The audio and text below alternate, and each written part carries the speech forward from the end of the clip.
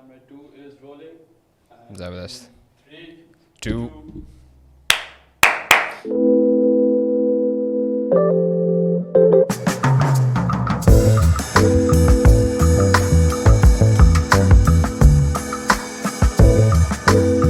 What's going on, everybody? It's me, Asad Hashim Ali, back again with another episode of Behind the Grind, the first episode of the year 2023. I'm not sure what episode number it is, 34, 34, 33, 34. I've stopped keeping count for one reason in particular, is because now my mission is to make sure that we can keep getting more and more of these out, find more inspirational, more cool people as well to come on, share their story, enlighten us. The direction of the show has also changed a little bit. As you can tell, it's more entrepreneurial, more business oriented, but also more leadership oriented as well. And I think it's perfect to kick off the first episode of the year with someone who's very special, someone who, when I found out about him, I was like, damn, this is quite the decorated individual, quite a track record. Imran Saleem is in the house. Imran, thank you so much for joining us. It's a pleasure to be here, man. Yeah, how'd you like the intro so far? So far, so good? So far, so good. Awesome, It's awesome, a great. lot to live up to be honest. So when I heard about you, and I will say this on camera, Nuzair Verani, thank you very much for bringing Imran over here. But when Nuzair told me about you, I went over your LinkedIn. And then I quickly asked people, I was like, do you know who Imran Saleem is by any chance? And I didn't hear, all I heard was speaks really well, is a gem of a person, super inspirational, and is a model leader. And I was like, okay, damn, I need to have this person as well. And then when I went on your LinkedIn, I noticed some things. So I'm not going, I will feel shy to actually reiterate that, and I'll leave that to you. So how about you actually just take us through your track record so far? Life before Kareem, what were you up to? So I know where you're getting with the whole LinkedIn thing, right? So it all started off. So back in the day when we, me and a good bunch of friends, when we got done with our studies, was at that time, we discovered a couple of musicians or bands at the time that we really got crazy about, so much so that we ended up picking up musical instruments and, decided at that time that this is what we're going after in our lives, like forever. It was, I think at that time, the Beatles and the Who and a couple of those 60s and 70s bands that really sort of, pulled us in. So I remember in my effort to sort of, make some headway over there, there was a place at that time that had opened up that was really getting a lot of attention from, the whole crowd that used to like to listen to that kind of music. It's called the Bass Rock Cafe at that time. Super iconic. Yep. And run at that time by, this brilliant power couple who were really sort of in it for the love of the art. So I met up with them a couple of times and was able to convince them to actually take me on board, simply because at that time I wanted that visibility to come for the band that I was in. They're doing pretty well, by the way. They're called E Sharp. They went into the whole Pepsi Bottle band thing. Yeah, that's them. So I was actually one of the founders of that band, and the rest of them are still together. What did you play? Brilliant job. I played the bass in that band. Okay. And did a lot of those management things, right? Getting those small gigs and then deciding on what money or what kind of food we'll be getting in return for the music that we played. Okay. So it was a lot of fun at that time. So I took up that job. On my LinkedIn, I think right now it says part of the management team, but at the time I think it was event coordinator, it says. So that's what I did. I got a lot of people together. We did a lot of open mics. Sometimes I had to wait tables, in the interest of getting things moving. It was an education, but at the same time, it was also a realization, at least from my end, that things need to get back on track. It was a lot of fun while it lasted, but I didn't have the kind of resilience that some of the other guys have. By the way, in that band, everybody is doing pretty well now. There's this gentleman who's become a doctor. Another one, the guy who actually sings, is now the associate director for Pakistan for Sony Music Asia. So, I mean, all of these guys ended up doing great things. The third one, who also happens to be my cousin, is now running his own studio and doing a pretty bang-up job. So, these guys got there. I think I do feel like I chickened out a little bit, and went into the whole, the grind, per se. And then I joined this organization called Maersk Line, part of the Maersk Group, the largest shipping conglomerate in the world. So, what happened was my pursuit in education was predominantly driven by my best friend at the time, who is now my wife. We have 2 children together. Very nice. I ended up not doing so well in my regular tests in IBA and LUMS, and maths was really not my subject of interest at the time, and I was too focused on my other dreams at the time. So couldn't get through, and then saw her sort of going into this whole chartered accountancy field. Figured I'd tag along as a backup if the whole music thing didn't work out. At least you got some study buddy with you then as well. Things worked out. So ended up completing my chartered certified accountancy and then getting a gig in MESC. And then very quickly realizing over the course of the next couple of years, and this I think is where the whole mentorship comes things into play. Like the bosses that I had at the time, they were really adamant on the fact that you're here, you're doing this, but you need to move out and go towards the commercial side of the business. Because this is very B2B. Like it was still within the whole B2B element. I was at that time looking after accounts receivables and recoveries and whatnot, which was fun. But it wasn't really the core business. And shipping is very interesting business, right? Because when you're into shipping, and I'm lucky that I ended up, getting similar careers as I moved forth as well. Because when you're in shipping, you need to keep tabs of a lot of different industries, right? Both from an imports perspective and an exports perspective.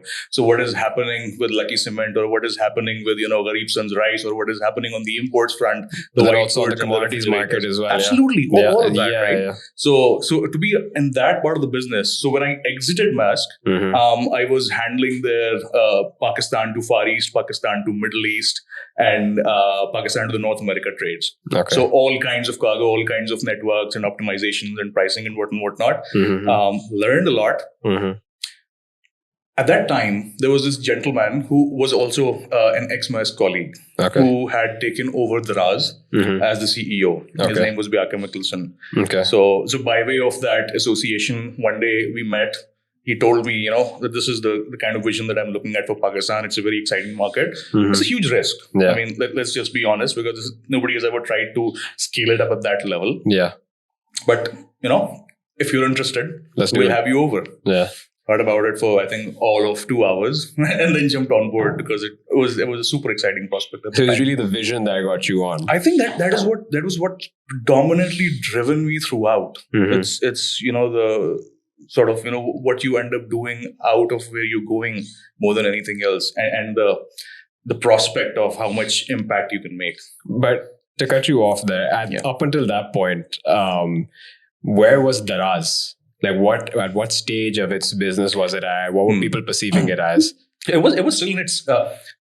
I think it started off in 2012 as a fashion retailer. So what that essentially meant is there was selling clothes. The concept of marketplace wasn't there. Right? So the concept of actually a full-blown marketplace, which is a bridge that creates buyers and sellers, that came in somewhere around 15 or 16. I joined in 2017 when things were sort of stabilizing to that end. And they were going into the whole, Alibaba acquisition situation. So I think I joined somewhere in, if I'm not mistaken, August, and the whole due diligence for that acquisition started a couple of months later. So it was at that time. It was at that very cool period where people from China were coming in. They were discovering our markets, asking all sorts of fun questions. In China, there's a lot of focus on selling hair clips and, hair bands and accessories. Why are you guys selling televisions and, cell phones? Why? Right? Where are the small ticket items? So that's what they thrive on, right? And I think that's one of the biggest lessons that we've learned. That there are different ways of looking at businesses. But in terms of creating the right value and creating the right foundations and sustainability, it goes a lot beyond just, managing for one or two big ticket items that will drive your top line and the health of your business. That was the first lesson right there. And then things kept on moving from over there. I spent, I think, a few years leading the commercial function for Pakistan. And then towards my last year or a year and a half, I was leading the commercial functions for the 5 countries that Wheredaras operated in. So Pakistan, Bangladesh, Myanmar, Nepal. So at that time, because you entered, I'm guessing you also entered at at a senior position as well in somewhat of the core leadership team. There must have been a lot of culture shift in management of people as well because of the whole acquisition, I'm guessing. Yes, there was, right. So I think one of the great things about Alibaba as an organization, Mm-hmm. and this is what we learned, right? So every core meeting, Mm-hmm. you were very likely to have an HR individual, like in a business meeting, where we're discussing P&Ls, or where we're discussing, strategy for the next year, or what categories do we want to grow, or what items and what sales and what not, right? Mm-hmm. So there will be that HR person sitting, Mm-hmm. and there's that respect for that human element that really drove down into the way that we did things going forth as well. Mm-hmm. So at that time, I remember when I joined Daraz, there were a total of 2 or 3 people that managed the entirety of the HR operations over there. Mm-hmm. As a matter of fact, I was tasked in the beginning to set up, an onboarding program for people coming in, including, the testing that happened, or what kind of interviews. I gave training interviews at that So till then, training. there was no interview onboarding trainings. concept. Yeah, so it was a proper startup, right? We Yeah. were winging a lot of things, and things were moving in the right direction, because again,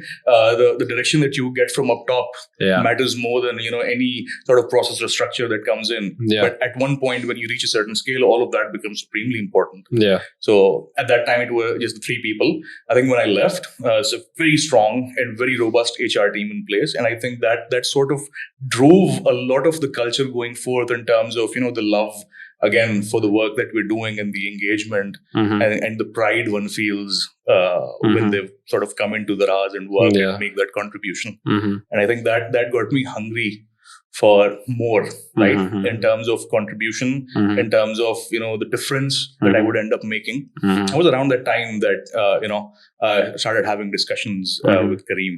Okay. Sorry, I have to, Yeah. before we get into Kareem though, and that transition, explain to me a little bit about like what was the role though, like in commercial itself? What does that Okay. mean? So I'll tell you. So like I mentioned, this bridge that connects the buyers and the sellers, Yeah. right? So everything that had to do with the seller side of this equation, Yeah. which includes the assortment that you bring on board, the brands that you manage, the Right. pricing that you set, the Right. pictures that you're putting forth on the platform, yeah, right? yeah. So all of that fell within the commercial function. It Okay. was a pretty big team. So there were category managers, Right. there were channel managers, there was the entire corporate sales team at that point, and then we had we still have actually Mhm. at Daraz a private label business going. Yeah. That was a separate sort of a unit on its own. Mhm. I was, I think, about a good couple of hundred people at that time Okay. that were working within the commercial function. And fulfillment and delivery would also come in this side as So well? the way that it's structured is there is the commercial functions, which is seller management, assortment management, Yeah. quality, education, all of these things. And then fulfillment and logistics. It's a separate That division. is what we call operations over Okay. under us. So that's Oh, a okay. separate unit. Okay. Then there's marketing.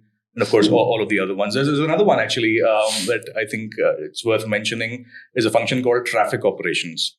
So which is very separate Inbound. from all of these. So Yeah. the way that it's structured is once we bring an item on the platform or assortment onto the platform, Right. the way that it reaches out to the customer on the platform by way of search results or by way of however way Mhm. the app is structured, that falls in the domain of traffic operations. So Interesting. because you've got, I don't know, like millions and millions of things on the platform, Mhm. so to show each customer the right things that they'll end up liking and buying, Mhm. that's a bit of an art on its own and required a Mhm. whole separate function. And it's still there. once you would align, let's say that I'm a vendor who's coming on Daraz, and once Yeah. you've aligned my storefront basically, Yeah. and what I'm selling, what price, what I'm selling, how it's looking, how are the prospective customers going to perceive me, you would also help push my product as well, or get it in front of those prospective customers, or Oh. that's the traffic team's job. So of course, the traffic ops team needs to know, what the on-ground situation is, Yeah. what the current affinities and trends are, Yeah. and that is something that we would find by talking to sellers Okay. more than anything, right? Right. So, what is the new hot product in the market? What are the trends that are currently prevailing? Mhm. What are things that are likelier to sell? Mhm. Also, seasonality comes into play over Yeah. here as well, right? What will sell more in November and December compared to what will sell more in April Yeah. or May, Yeah. depending on what kind of campaigns that we're running. So what we would do is we would get this list of products and we'd give it over to the guys, Yeah. and then they'd just make really, really cool artworks and then reach out to the right audiences what you call CRM, right? So having those bases covered, define segmenting different groups of people into what their affinities would be, and then messaging them very personalized content that would get them on the platform and then get them to make a transaction. Okay, all right. So now tell me, like, what got you to then make the transition to Kareem then? So it was I think. As a matter of fact, I met SM the other day. So he is a mentor, right? He's the MD at Wheredaras, and we were discussing, the vision and how it sort of differs. Yeah. And the fact of the matter is that the one way that I really feel that it's different at Kareem compared to Wheredaras is that over at Kareem, our captains. So this is the primary source of earning for a vast majority of them. Yeah. Right. We have a lot of people who do part-time work on Kareem as well. Yeah. For a majority of them, this is their bread and butter. This is their earnings. Right. So it was a little bit of a flip I felt at Wheredaras, where the sellers that you had, they were already well versed in the art of selling by way of having their offline stores, right, and by way of having done it, like the moms and their dads and their granddads sort of in that business, and them sort of taking it online. Yeah. So a part of their business was online. So here we're talking making sole business is online. A proper contribution, creating opportunities that actually will drive a lot of income and economic prosperity. That happened in the Wheredaras as well, but here it was a lot more direct. But as I'm learning, as I'm moving forth, it means a lot more responsibility on our part as well. Right. So so that was the predominant motive behind it. Of course, it was always to learn more. Yeah. If you look at it from a certain perspective, it's still a marketplace. Yeah. Right? And that part of the job, I still continue to love, creating that right balance. Yeah. Here I got the opportunity to also not just look at the supply side, right? Look at the entire sort of running of the organization as it stands today. So that still is a lot of immense learning. So when you still continue to learn. So when you came on to Kareem, director, strategy, and commercial. Yeah. What was the strategy part then in the commercial? So the strategy part, again, predominantly it revolves. So again, I mean, I'm sure the audience knows where strategy and long term and short term is concerned. It's in tech, it's a very different definition to what you would find conventionally, right? So here it was predominant, and again, when I came in, all of the fun stuff started happening. I think I came in May, and the whole fuel price increase, the situation that came. That's why I asked, right? Because from 130 to 260, and then the inflationary pressure that came. A lot of things happened at that time. New entrants as well. The one thing that I really learned at that time was that and I feel this in my heart quite a bit, is that the impact of these fuel price increases or any economic uncertainty or even political uncertainty that happens is a lot more direct and a lot more palpable over here than it was at Wheredaras. I feel Wheredaras was a little bit more insulated the way it stood, right? So you'll get your package a day late, which is bad experience, but you'll get it eventually and you'll get over it, right? But when half of Islamabad is shut down, right, and you can't take your car out and then do what you do to make a living, then it's just that, right? Your earnings for the day are not going to happen. So it was big shift as far as I'm looking at the business right now. As a big shift, right? There's a lot more responsibility, and to sort of navigate through all of these different things that continue to happen, whether it's any hartal or any dharna or Khan Sahab ko goli lag jaye ya kuch aur ho jaye, all of these things, right, meant that we had to pivot and do other things to just ensure that our captain's earnings remain whole. So I think that's the and on the business side, I'm also with all due respect, also immense respect for the company, but it couldn't have been easy as well, and many people had a lot of critique as well with foods shutting down or with Uber exiting from a few cities, competition coming in as well. For you, it's kind of like you're getting a bad hand of cards also, or a very challenging hand of cards. All the more things to learn from and improve as well, right? I mean, that you have to sort of go into everything with that perspective. What you want to do, where you want to get, and how you want to do it should not change with circumstances that change around you. I think that should remain constant, and it should remain consistent. Like I said, the opportunity to make that difference, I think all the more there. So I'll give you the example. Today, I think we will probably do a lot more of this, but we had this a big captain session today where we called about 30 or 40 different captains, driving different things, motorbikes, cars, rickshaws. We got them all in one place, and then it literally had a 3-hour discussion, all of the things that are going on. It hit me that the importance of actually being on ground and understanding what the real crux, the real meat of the problem is, it is something that we sometimes take lightly. Yeah. Right. And when you've got so much attached to the way that you run the organization, or how you strategize, or even how you design your commercials, which is the second part of my title, you need to be able to be on the ground and understand this a lot better. You don't want to get into a situation where you go let them eat cake when it's a completely different problem that they're dealing with. So it is just that, right? But it just means a lot more responsibility at the time, and just ensuring that however we're doing whatever we can for the captains, it is meaningful to them, and they continue to get opportunities to just dig themselves out of whatever holes everybody finds themselves in, and just make improvements to their lives, be able to provide a better education, better lifestyle to their oncoming generations. So now with you in this new role, and it's fairly recent where this major all of 17 days. Wow.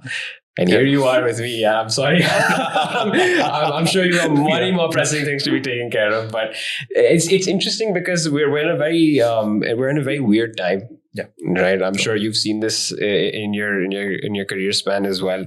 The 2008 crisis. Yeah. There's 2020 was a very weird time as well for the whole world. And now here we are. Up until 6 months ago, conversations were like, oh, we're on the brink of World War III. Yeah.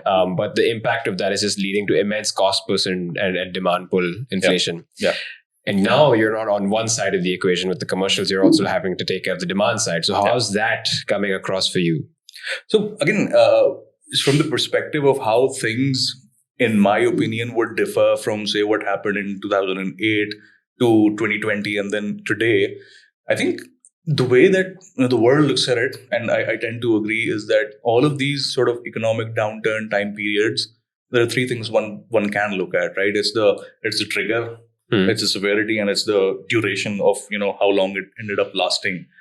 I think all three have very different sort of by nature designs behind them.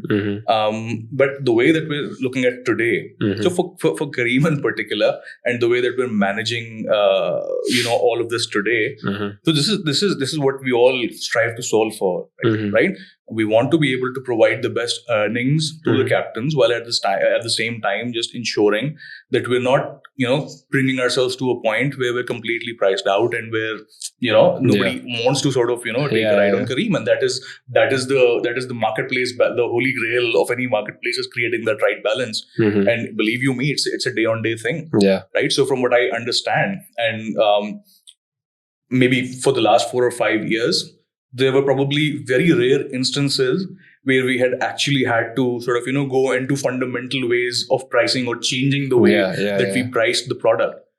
Over the course of this year alone, I think we've done it about 6 or 7 times. Yeah. Right. And that is really what you have to do, get down to sort of the bottom of it, just ensure that you're staying up to date, with whatever is going on outside, and just ensuring that you can stabilize that ship for the customers and the captains as much as you can with whatever you have in control. And I think that is the.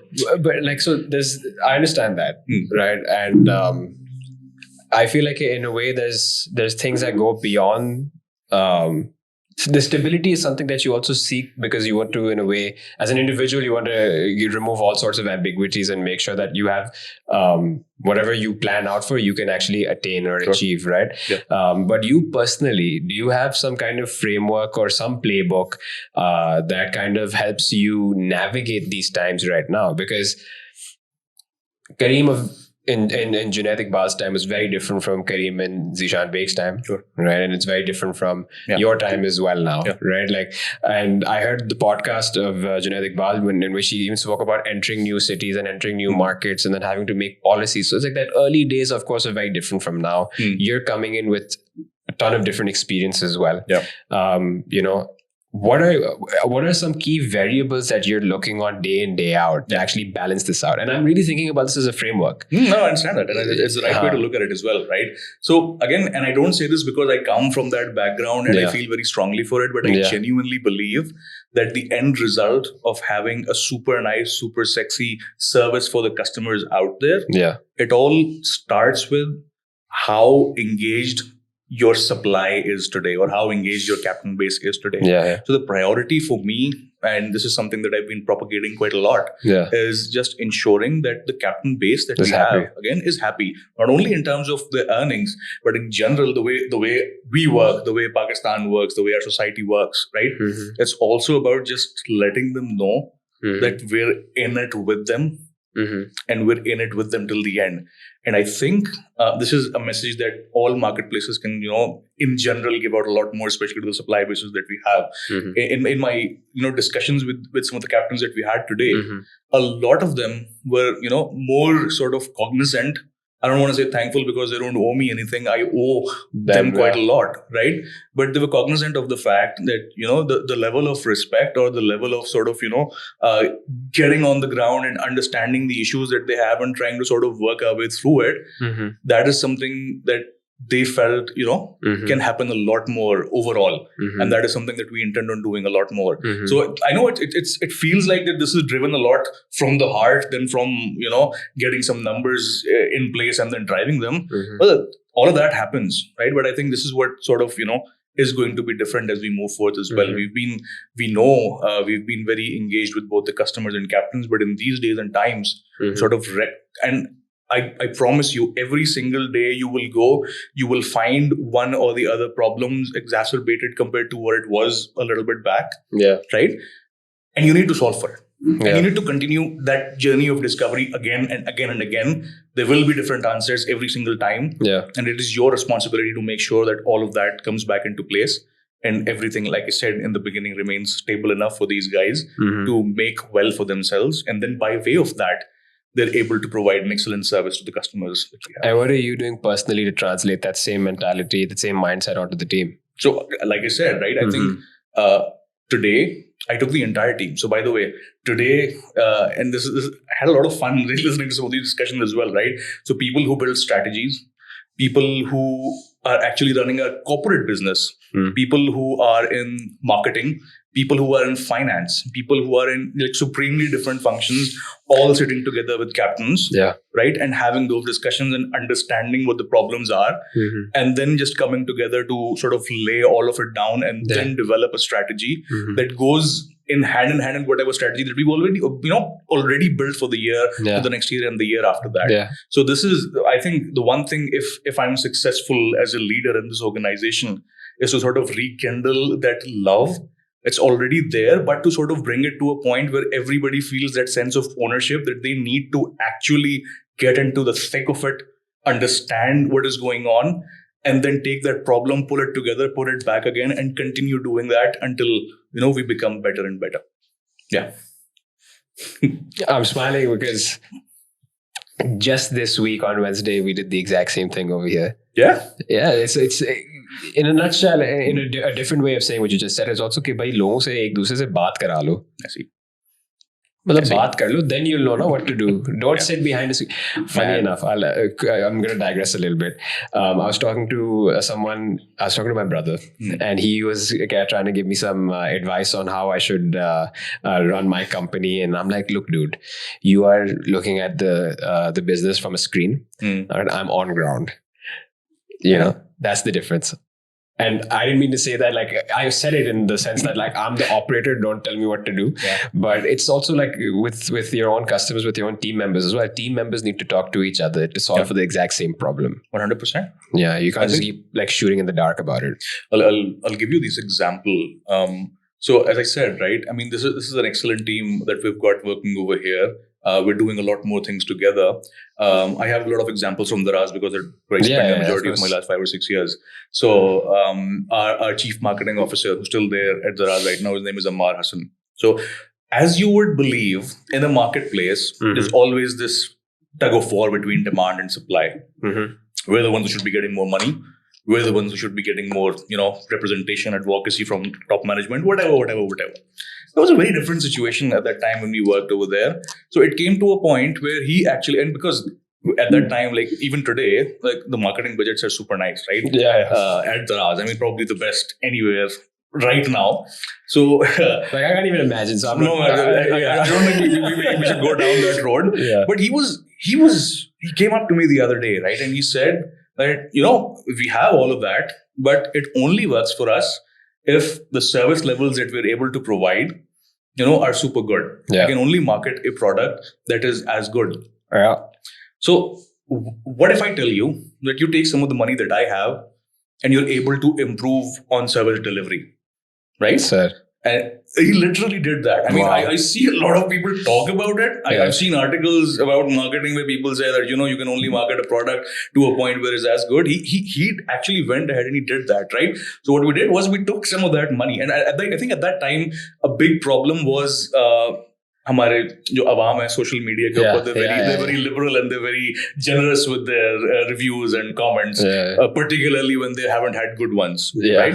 So even at Daraz, I think at that time, so just to put it into context, out of 100 products that we would sell or orders that we would fulfill, right? Maybe a half, and I don't mean half, I mean like 0.5 of them would actually end up being a wrong product or a defective product or a product that had a quality issue to it. Right? But we're great as consumers. No? We were very eloquent with our words. Absolutely, right? And only the ones that end up getting those 0.5 out of 100 products make their way to social media, right? But then again, that's also an opportunity for us to improve. Yeah, I mean, you look for those, though. But we joke about it. But that's also what you're looking for. That's 0.5. Why are they disgruntled? What did we do? How can we solve for that? Yeah, I think at the beginning, and I think perhaps talk about it a little bit more openly now. When I joined in, a lot of those comments were there, right? But when I used to talk to people and say, hey, can we address them? So there was a little bit of an apprehension of getting, diving into that whole thing, because it sort of creates that whole snowball effect, and then you end up becoming much worse than what you were. Yeah. But this guy, man, his vision, I genuinely admire him as a person, right? So he set up this entire team that actually tackled every single issue that came on social media. Lovely. At that same team, and this is the marketing guy that I'm talking about, right? Yeah. He also set up this red carpet program where he ended up saying that whatever new customer actually comes in for the first time, we're actually gonna give them a call and ask them if they had like a good experience. If not, we'll make it right. Because the whole churn thing, like a new customer coming in, not getting a good experience and never coming back again. That's all a little bit of his problem as well. Because over here there is that you keep filling the top of the funnel, but if it's a leaky bucket, it's never going to stop. Yep. So that's what they did over there. So the whole demand versus supply thing, I learned a lot over there, and of course, over here, it's a similar situation, right? There are many teams that work together to sort of get that right answer, but we're only able to sort of, move that needle and come up with like proper disruptive plays. Yeah. When everybody gets on the table, puts aside all of, the different hats that people would have and then solve for one problem together. And I've seen many, many amazing results coming out of it in the last 7 months, man. All of them came out when everybody just sort of, put aside all of those differences and then came in and worked towards one solution. Nice. Many, many variables will come into play. You sort of have to power through all of them. And the only way you do that if you sort of do it together. Otherwise, there will be collateral damage. Yeah, it's true. So I want to step away a little bit from Daraz and Kareem. And because you're in the tech space, you've been in the tech space. Daraz is also a tech company, right? What are your thoughts on the current landscape of the tech economy or the tech space? Like Facebook, XYZ number of layoffs, Tesla, Amazon, Google. Amazon was the last of them, right? And you think like, and now with OpenAI, there's a whole other set of conversations happening. It's like, oh no, now shit, all of a sudden all these jobs have gone lost. People are not going to get back in. I know that it's about evolving the job profile as well and the responsibilities. What are your thoughts on what went wrong or what was overlooked in all of this, in creating this, I don't want to say bubble or an inflated economy in a sense? Yeah, I'll be honest, I won't claim to be the expert on all of this, right? Because there's no one or two things that happened that sort of triggered and you led to all of whatever was happening. See, the reason I also ask you this question, I feel like I can ask you this question with a lot of comfort and without feeling like I'm hurting anybody in the process, is because your experience dictates more than just technology. Yeah, sure. And I'm happy to sort of address this, but a lot more in the context of what happened around me or what is happening around certain geographical areas as well. And I was reading what somebody wrote, and I found it very pertinent as well. I think the one thing that really sort of takes this down a little bit, and this is why a lot of the businesses that haven't really been successful in Europe or in North America are actually successful in the Middle East right now, in Saudi Arabia, in Dubai. Take food delivery as an example. Yeah. It's because they've got that right mix of people actually wanting to pay for convenience, number one, and then having the right labor force that can deliver that convenience. Yeah. So they're solving the problem in the right market. Yeah, exactly. So I mean, this is one thing, right? Over here, I do feel that a lot of the times we tried to sort of, substitute convenience with discounts and values and price cuts and whatnot, right? So sort of without going into too much of the nitties gritties. When you do that, sure, there'll be a period of growth. You can buy trust for a little bit, right? And you can pay for people's trust. But there will come a point when you run out of that money because it was meant for something else, right? To be able to sort of build a business where you're able to drive value through the convenience or the ease of or simplification, whatever you may want to call it, that is where the general focus should have been since the beginning. I understand that that entire that want or that demand for quick growth made a lot of sense at the time. Sure, makes sense today. But the other bit, the perhaps more important bit of actually, living what you started with, for the lack of a better term, that got a little bit overlooked, I feel. So I do feel, so take the example, I'll give again, because I thought about this even before joining Kareem. In 2020, things like, they probably, got interesting for Daraz. They got really sort of, challenging for ride-hailing, the industry in general. A lot of quick changes had to be made, right? To the point where today, as an organization, where you're seeing a lot of these companies suffering, this bubble sort of bursting, as you call it. We're actually ending up buying organizations. We're actually ending up buying different companies, right? And at really good deals, for lack of a better term, right? Because we were able to position ourselves at that time in a way that, a lot of the ways that we looked at markets, a lot of the way that we looked at things, we were able to improve upon, prepare ourselves for the times that were coming. And we got very, I don't want to say luck. There was luck behind it. There was a lot of effort and passion and a lot of very hard decisions behind that as well. But it prepared us for what was coming, right? To a point where we're very comfortable and we're very sort of, we're taking this entire situation from a space where we're able to make a difference in people's lives without actually worrying about some of the things that, other organizations have to worry about right now. When you say we, you mean when you were at Daraz? I'm talking about Kareem at this point. At this point, okay. Yeah, at this point, from the 2020 situation to now, right? Okay. So it's been an inspirational evolution per se. So at Daraz, it was quite fun as well. I mean, I don't want to call it fun. It was a difficult time in 2020, but just look at it from the perspective of one day realizing that all of the markets will be shut down, right? And the world is already moving towards online orders and deliveries. And there's not a lot of people doing that in Pakistan right now, right? So what does one do? I remember distinctly at that time, there was this live feed on Facebook coming from Daraz, and they were bringing in different. I think you were also on one of those live feeds. Probably. Now that I think of it, I remember the beard cut as well. But that's when I found out that you've got Pampers being sold in outskirts of Sindh and towns and villages or cities that I had never even heard of. And that's when I was like, oh, damn, the consumer shift that has to happen, the behavior change that a company like Daraz would be waiting for has happened now.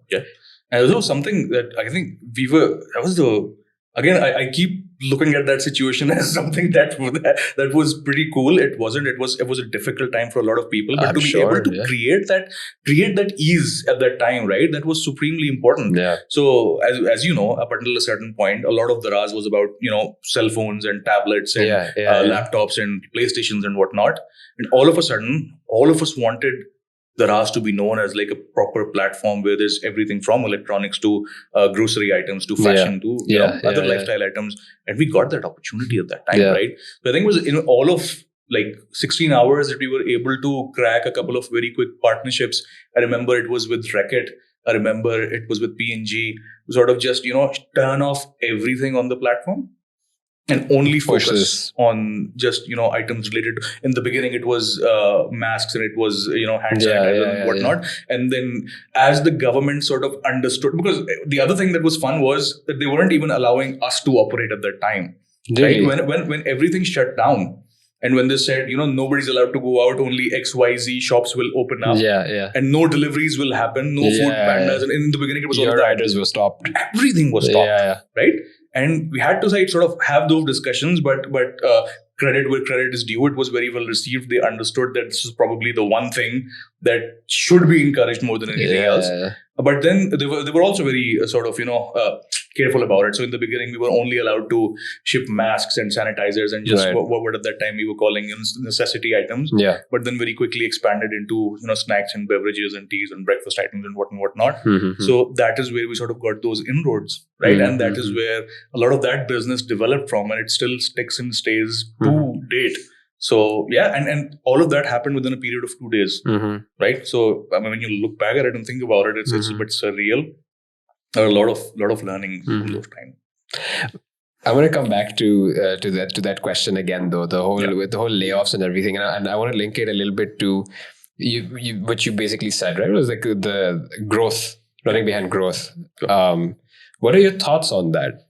Do you feel like that was a good move, or that was a wise decision in the interest of the business for the long term?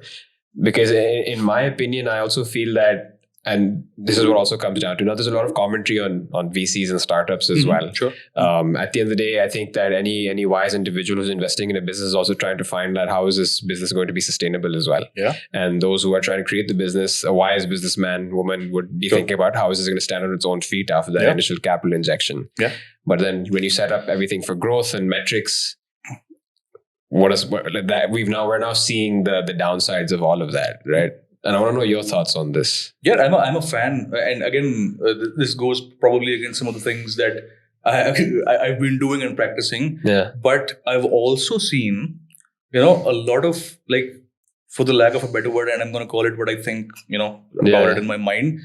जो धंधा करने बैठे हैं ना असली वाला लोग यहाँ पे हमारी markets के अंदर, you'll see amazing examples of people, like the kind of entrepreneurial mindset that we have for people anywhere from Jodia Bazaar over to what they're doing online.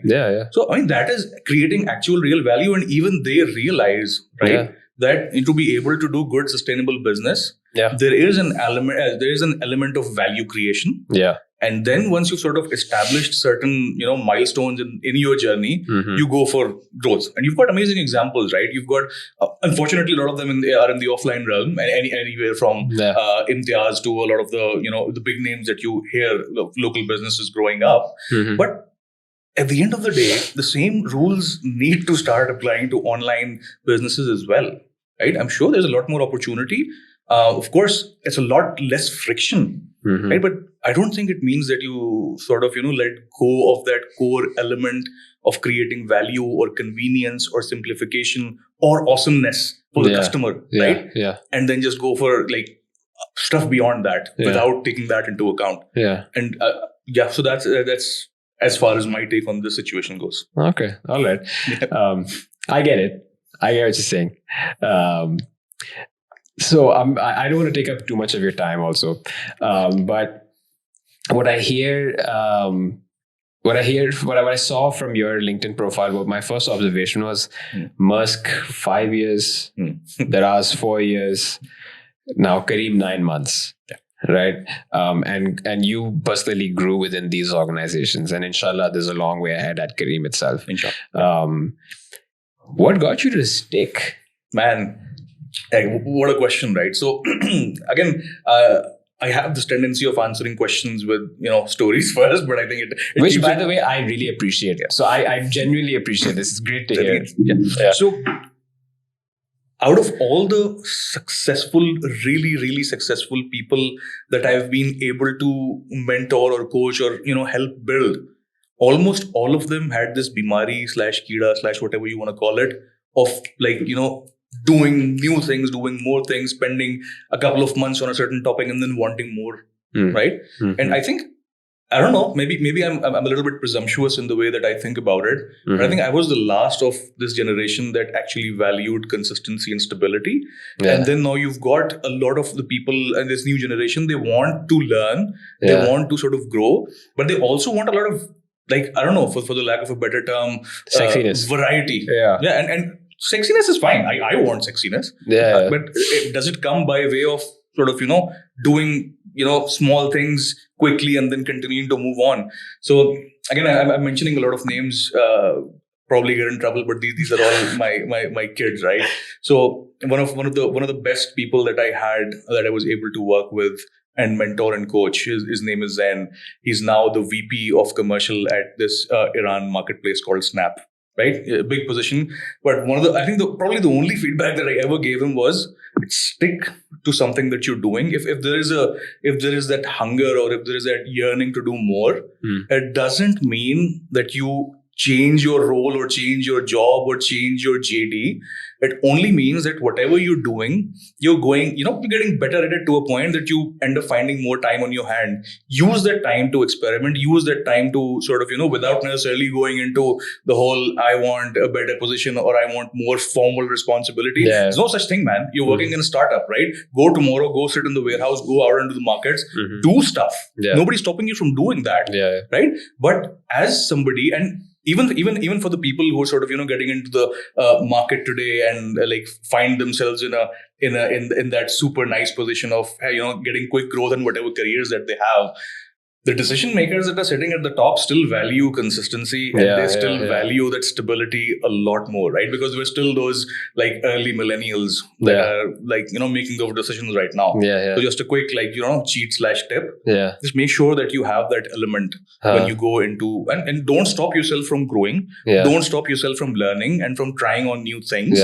But where I see a lot of value that super sexy talent can drive is continuing to learn in the organization, continuing to deliver more and more, but hold the fort, right? Hold the fort for whatever you're supposed to be doing, get the basics and stick to the basics for a period where you can actually, because the most value that you can give to your boss or to the organization is doing the job that you're supposed to do for a good period of time, improve upon it, find new ways, innovate, find new things to do, but don't jump around. So that's been my sort of mantra throughout. It's been very sort of, purposeful. It's been very advertent and conscious the way that I've tried to do it.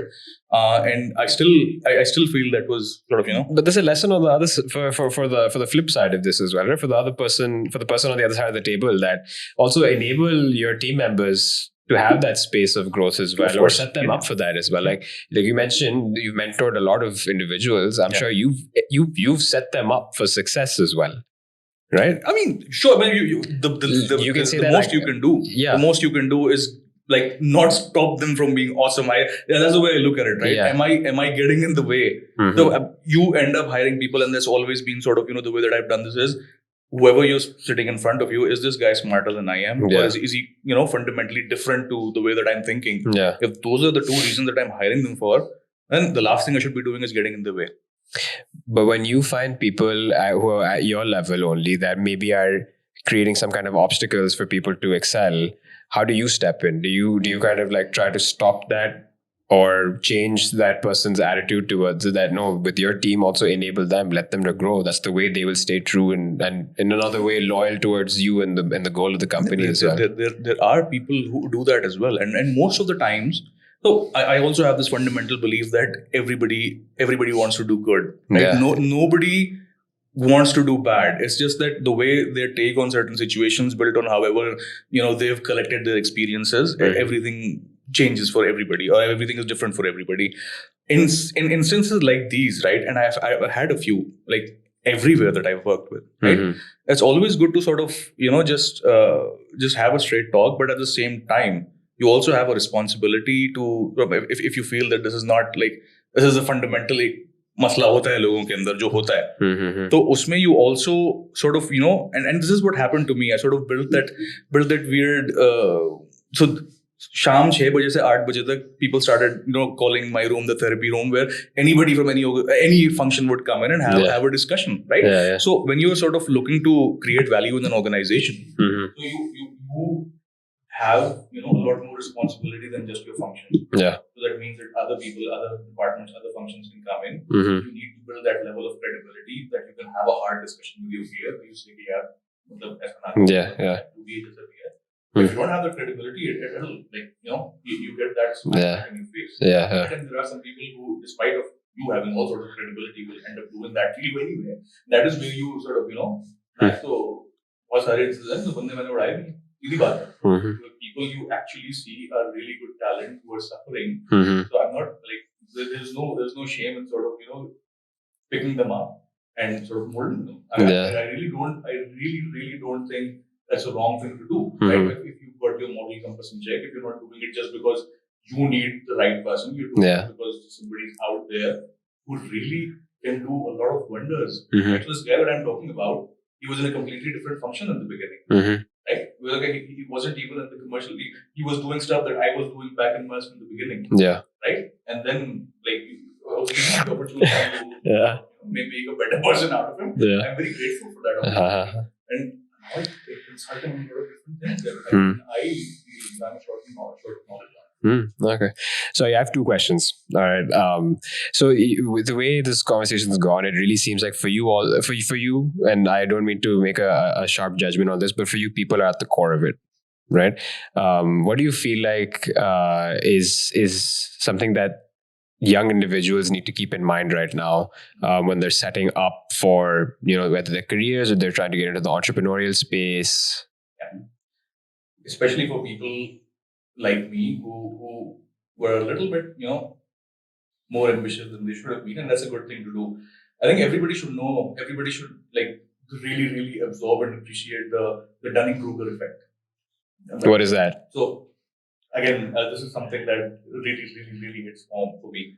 So 6 months into the job, or even a year into the job, you start getting that feeling that you're the rock star, all of it. Especially when you're somebody who has a really bright future in front of them, who are able to look at things differently, who are able to actually bring value to the table quicker than other people. There are people around there that do that, right? But that is where the trap sort of comes in. Just envision this in your mind with the curve that I'm trying to build with my finger over here. Just 6 months into the job, or 1 year into the job, this whole perception of your competence starts going up in your own mind. Right? And this peak is what I call the mountain peak of stupidity. Right? Because this is where and it happened with me. Right? Where you ended up believing that, man, I got this, right? I got this. And like, bring it on. Like, I'm the shit. I can do anything. What my glorious 2.5 years into. Yeah. And then when you continue to sort of grow, and when you get more experience, that sort of goes down. And there comes a period in your life where there's this, there's this bit of despair, where you genuinely, and I felt, and I'm sure a lot of people do, as sort of, maybe 6 years, 7 years, 8 years, I don't know, for everybody's different down into the job. You get this feeling that you really don't know anything. And there's a big world out there. You're coming out of that high, and you come into the realization that, in this entire huge world, you're probably tantamount to nothing. And that is when you start getting that feeling, right? Just give yourself a pat on the back, because now whatever happens next is actual, genuine, bona fide growth. Both in terms of your mindset and whatever you will learn and whatever value you create. I think that is, so everybody should remember this, and especially हम खुद भी कहते हैं ना. So I have 2 daughters at home. I don't know, मैं जब 2 साल का था 3 साल का था, I don't know what I was doing, but these guys ये phone के साथ हर जगह मतलब so with everything that comes in, it's beyond unbelievable how they think what they will achieve as they go forth, right? Yeah. But just remember, at the end of the day, there's a big world out there. You need to stay humble, right? Yeah. Because everybody will, whenever they reach that mountain peak of stupidity, just remember that you are there. You need to sort of be conscious about it, and then get to a point where you actually start absorbing, learning, being humble, and then sort of. You feel like everyone should reach that mountain, or there should be others around you to not let you touch that mountain? I do feel that, like, I'm sorry for the lack of a better term, for people who will matter at the end of the day to the jobs that they do, or everybody who really wants to create a difference in the world, they will hit that. Right? I think that's part of the journey. I do genuinely believe that is part of the journey. I mean, of course, there will be exceptions to this rule everywhere. Yeah. But in all likelihood, one way or the other, you will come to a point where you feel that you are the shit. Yeah. Right? Whether you choose to accept that reality or not, also you are reaching that point. Yeah. So yeah, cool. And real stuff starts happening. Yeah, say. So after I touched upon OpenAI a little bit right now as well, and I think that I don't want to go into the gloom doom kind of situation, but for Pakistan especially, when you have a lot of new startups coming up, new people entering the Dhanda world as well, what do you feel like is a space that's kind of untouched that people should really keep their eyes open to, or that you are observing keenly as well? So there are a couple of things that sort of always caught my eye. And I do feel that you can with the advent of artificial intelligence, you can see a lot of those articles. You talk about OpenAI, but then now people are saying that everybody's talking about OpenAI, but there are like 10 different competitors. Yeah. And you're getting a lot of that visible now, and people are discovering it. Yeah. To be able to bring them into the dhandas of the world. So I genuinely, at the end of the day, if you ask me, maybe 20 years down the line, so I would, between one of two things that I envision myself doing is having an actual dhanda, like proper dhanda, maybe some, a blues bar or a restaurant where, you can actually define what your consumer wants, or, just make that experience a little bit more tech driven. I don't know. Or you end up becoming a politician, right? That's what I want to do. Two extremes, but yeah. This is how I see myself. Base बनानी है ना, base और किससे बन सकती है? सोच और शाम की सोच में ये फर्क होता है. मतलब how can you bring all of these things into play, right? So I'm sure it's all over social media, but I read that as well. So AI is not replacing your job, right? It's the person who's operating that AI. Yeah. So the quicker that we're able to sort of jump onto this, I do believe that this is sort of that inflection point where things will become a lot different. But yeah, I mean there is a lot of value that is to be created over here. I again don't claim to be an expert on how to go about doing this for every single business out there, but I've tinkered with it enough to know that there will probably be very rare occasions where this won't be relevant. Find a way to get this in your playbook, and I think you'll be better for it. Okay, all right. A question that I ask everyone at the very end, I don't know, again, if you've prepared for this or not. If you could go back in time and meet your younger self, what would you say to him? It could be as far back as you like, by the way. It doesn't even have to be 4 years ago. No, I think this is again, it's not going to be probably the most philosophical or the most great an answer, but I would probably talk a lot about like just actively and consciously being more disciplined in the beginning, sort of phase of like the whole my late teens or early 20s and whatnot, in a lot of different things. Because today I feel that if my foundation, the one that I built for my own self, was more sort of disciplined, then I could have been a better role model for the people around.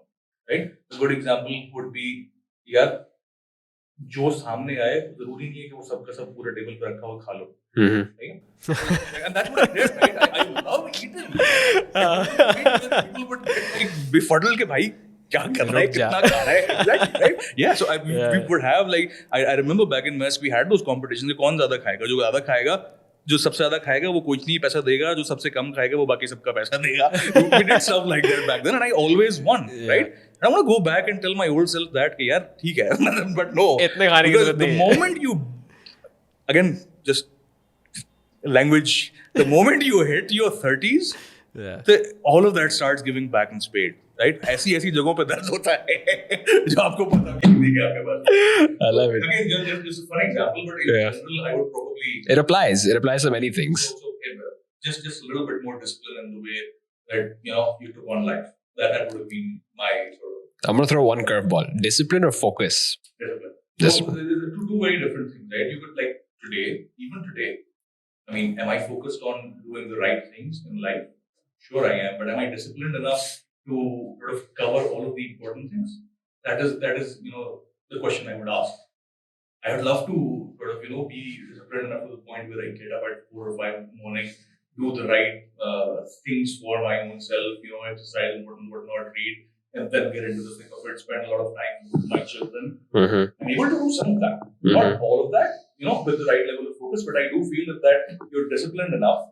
You can expand your area of focus, expand your sort of area of influence, and take it from there. Sorry, I'm just writing this down because that was a good line. Am I disciplined enough to do the right things, or am I disciplined enough to do the important things? Awesome. This was very nice, Imran. Thank you so much for taking out the time to do this. I had a blast. We do, man. Yeah. I'm glad. And it was a very wholesome conversation. I felt like it was very easy to talk to you. Pehli mulaqat, no contact before. So this was great. Usually I'm very used to having people that I know of from before, or I've met in the past, or they are old friends as well. So I can say that I think you are probably the third or fourth guest who is completely new in my life.